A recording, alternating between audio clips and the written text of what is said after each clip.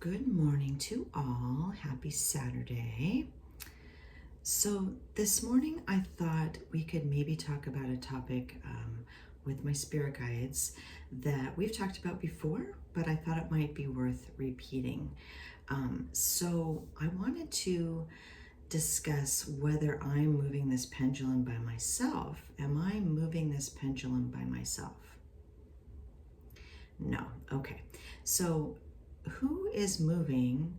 What being or beings are moving this pendulum in answers to the questions that I ask? Why? O, U, R, your, S, P, I, R, I, D, Spirit, G, U, I, D, E, S. Your spirit guides, my spirit guides are answering these questions.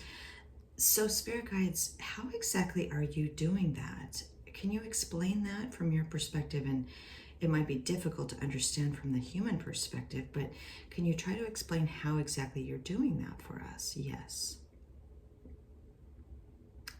W, E, we, A, R, E, R, P, R, O, J, E, C, T, I, N, G, projecting, O, U, R, our, C, O, N, S, C, I, O, U, S, N, E, S, S. We are projecting our consciousness. Okay, so when you project your consciousness and I ask you a question, does in essence my consciousness kind of move over and yours kind of takes over in answering the question? T, H, A, T, that. I, S, is, C, O, R, R, E, C, T. That is correct. Okay, and for me to kind of move over my consciousness or my awareness and allow that to happen, do I have to be, I guess, open, willing? What are the, I guess I'm just wondering how I need to be ready for that to occur, if that makes sense. Y, O, U, U, N, E, E, D, need, T, O, 2, B, E, L, I, E, V, E, believe. You need to believe. Okay, so in other words, I mean, I went through a pretty strong spiritual awakening, which I don't need to go into great detail in this interaction right now, but I was, in essence, put through some spiritual tests. I guess I'll just boil it down to that, kind of causing me to reflect on my own belief systems and decide what I believed and what I didn't believe. Would you describe that as accurate? Yes. Okay.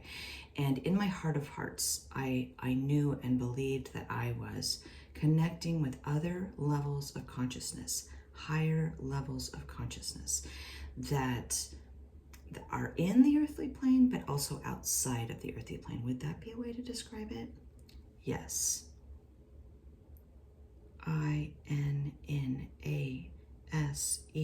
INNASENSE, in a sense. Okay. And I also exist outside of this earthly plane. Would that be accurate as well? Yes. Okay. So I just thought it was important to explain that I'm not moving this pendulum. You are projecting your consciousness through my vessel, my body, in order to answer these questions for us. Yes. Okay.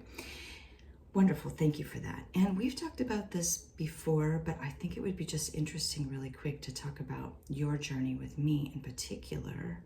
So first of all, how many spirit guides do I have with me at this time? 3. Yes, there are 3.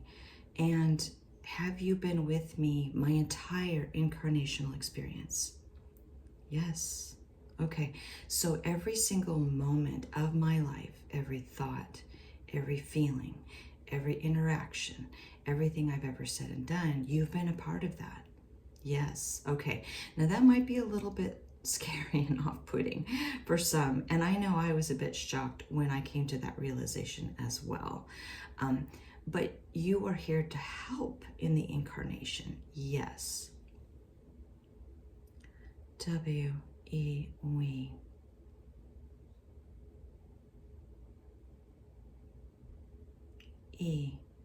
ESSENTIALLY,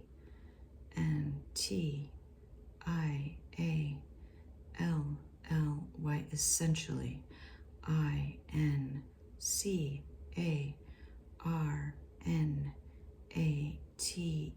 INCARNATE, incarnate. WITH, with.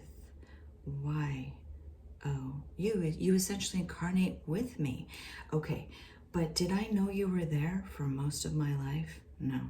So I only became aware of you in the past about a year, year and a half, something like that. But you were always there and able to help me if I needed help or guidance. I just didn't believe, first of all, or know, second of all, that you were there. Or third, reach out to you for guidance. YOUUDID, did. REACH, reach. OUT, out. ONCE, you did reach out once. I did, and I think what you're talking about is an interaction where I was driving in the middle of winter on a scary road by myself, and I was so afraid of getting in an accident, and there was no one to help me there, and I did. Is that the interaction that you're thinking about and talking about? Yes. WEHELPET, helped. YOU, yes. I'm getting emotional, sorry, because that was kind of a scary experience, and I feel like I was, gosh, I'm kind of surprised at the emotion I'm feeling. That was scary. I think I was nearing the end of my incarnation in that experience. YOUUWERE, you were, absolutely, and I could feel it too. I was alone. It was a very scary, like, excuse me, treacherous, icy road that I was on. I shouldn't have been out there on that road by myself anyway. I don't know what I was thinking, but I asked for your help, and I remember, this is far before my spiritual awakening. This was a long time ago. I remember thinking at the end of that experience, something helped me through that. Something or someone helps me through that. I just knew it in my heart of hearts. But that was pretty much the only time I asked that I can recall. Yes, until my spiritual awakening. Yes. Okay, well, thank you for helping me through that and saving me in that scary experience. WELOVE, love. YOU, we love you. Yeah, I knew there was love and help coming from somewhere. I just didn't know where it was. So thank you. I apologize for getting emotional. I didn't know I was still carrying that with me, to be honest. Okay. And then just as a side note to that, have you incarnated with me in other earth experiences, other lifetimes? Yes. Has it been a lot of lifetimes? Yes. Do you even have a number? HUNDRED,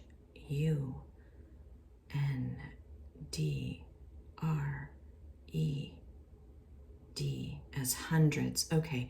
And we've talked about that before. And sometimes you'll say to me that we know you better than you know yourself. And I'm sure that's true because I don't have a strong recollection. Sometimes I get snippets and images and even songs. Like I've had lifetimes as Native Americans. We've talked about that, and I can hear the music and see some of the images from those lifetimes. But I have yet to be able to dive myself into some of those other lifetime experiences I've had. WEWTHINCARNATE, Okay, think. YOUSHOULD.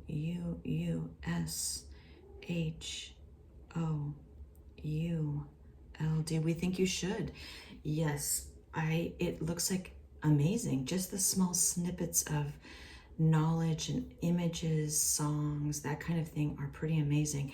And as a really quick, we're kind of going off onto other areas here, but another time I asked before I went to sleep for just some kind of knowledge about a past life, and I woke up with the name of a city I had never heard of in my entire life, and a year also, and that city was Antwerp. I had never heard that city, and the year was something like 1100 or like 1049 or something like that.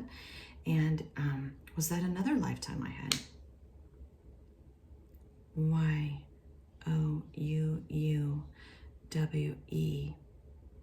WARRIOR.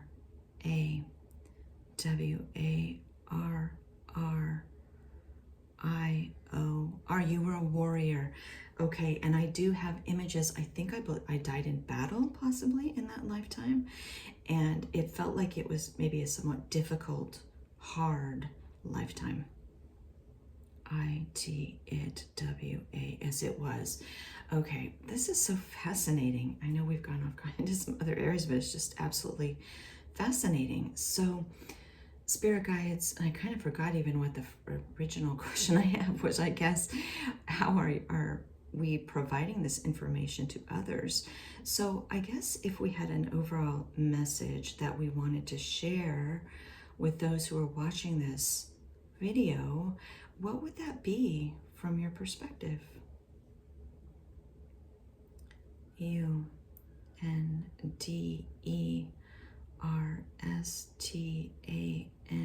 understand. WE, ARER, HERE, here. TO2, HELP, help. YOUUNNTHIS,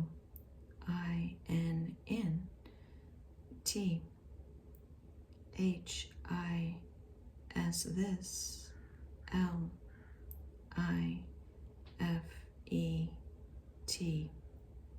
LIFETIME. We're here to help you in this lifetime. Yes, and oh, I wish I'd known that so much earlier than I did. I could have used that guidance so many times in my life. So that is so important for people to understand. And as a quick follow-up question or point I wanted to make maybe before we wrap this up is, don't we all have to ask for permission? We have to ask for this help. We can't just assume it will come. No. TO2,